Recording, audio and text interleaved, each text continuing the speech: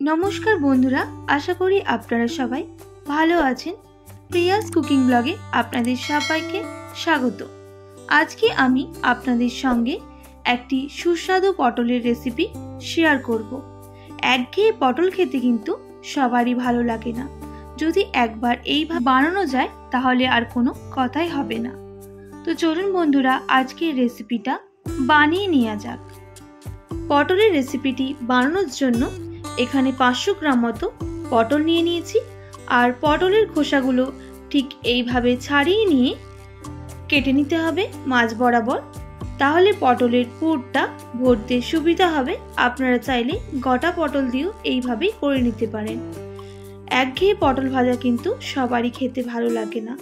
যদি এইভাবে পুরটাকে রেডি করে দেওয়া যায় তাহলে তো আর কোনো কথাই হবে না।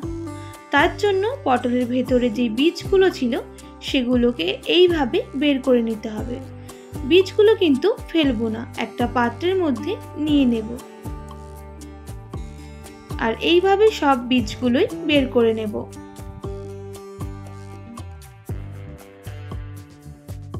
আশা করি আজকের রেসিপিটা আপনাদের ভালো লাগবে।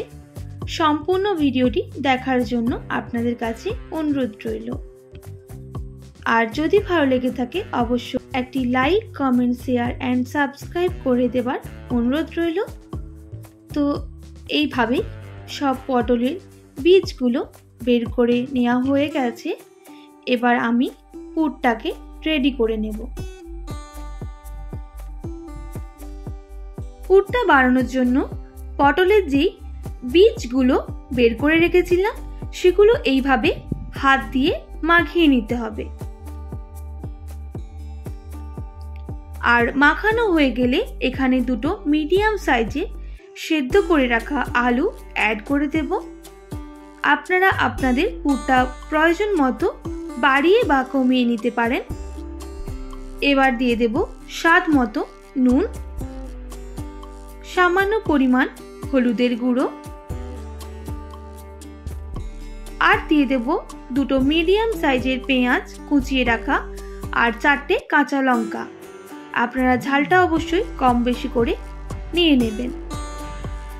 আর দিয়ে দিচ্ছি 1 টিস্পুন কর্নফ্লাওয়ার, যাতে ক্রাঞ্চি হয় তার জন্য। আর দিয়ে দেব সামান্য পরিমাণ জিরে গুঁড়ো। সবশেষে দিয়ে দেব একটু চিলি ফ্লেক্স, যাতে আরও টেস্টটা ডাবল হয়। আপনারা চাইলে এটা স্কিপ করতে পারেন। এবার ভালো করে সব উপকরণগুলো মিশিয়ে নিতে হবে।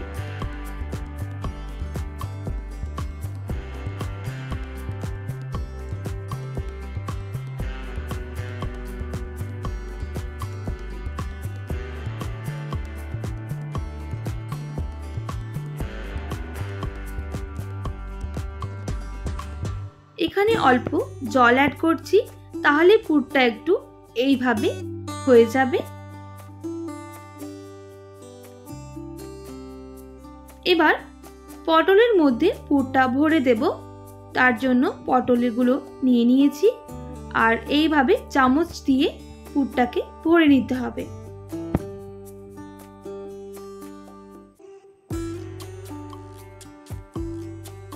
আপনারা চাইলে এখানে কিন্তু একটা ডিম অ্যাড করেও করতে পারেন। আমি ডিমটা দিলাম না, আমি কর্নফ্লাওয়ার যেহেতু দিয়েছি তাই অল্প জল অ্যাড করতে এরকম ঠিক একটা ব্যাটার রেডি হয়ে গেছে। একইভাবে সবগুলো রেডি করে নেব। দেখুন দেখতে কতটা সুন্দর হয়েছে। এবার ভাজার পালা। তার জন্য বসিয়ে দেব একটা কড়াই, আর কড়াইটা ভালো করে গরম করে নিতে হবে। আর গরম হয়ে গেলে দিয়ে দেব 1 টিস্পুন সাদা তেল।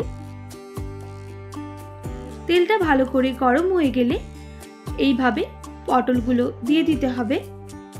আর লো টু মিডিয়াম আঁচে পটলগুলোকে ভেজে নিতে হবে, না হলে পটলগুলো সেদ্ধ হবে না আর পুরটাও ঠিক করে ভাজা হবে না।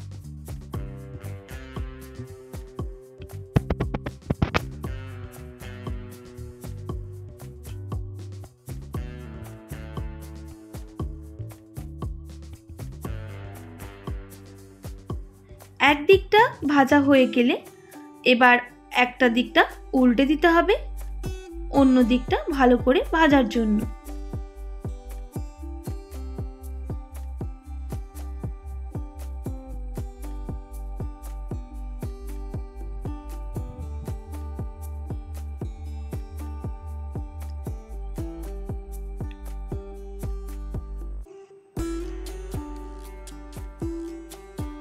তো দেখুন বন্ধুরা, একদিকটা ভাজা হয়ে গেছে, আবারও উল্টে দেব, তাহলে একদম ভালোভাবে পটলগুলো সেদ্ধ হয়ে যাবে আর ভেতরের পুরটা ভালো করে ভাজা হবে, তাহলে খেতে আরো বেশি সুন্দর লাগবে।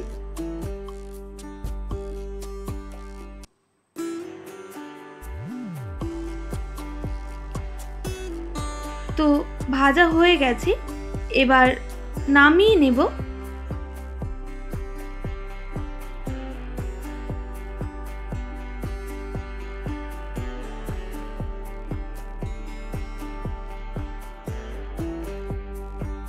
একইভাবে দ্বিতীয় স্টেপের পটলগুলোকে ভেজে নিতে হবে। তো লো টু মিডিয়াম আঁচে না ভাজলে কিন্তু ভেতরটা একদমই ভাজা হবে না আর বাইরের পটলটাও কাঁচা রয়ে যাবে। অবশ্যই লো টু মিডিয়াম আঁচে পটলগুলোকে ভেজে নিতে হবে।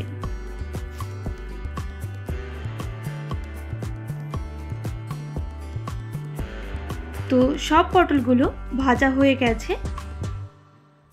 আশা করি আজকের রেসিপিটা আপনাদের ভালো লেগেছে।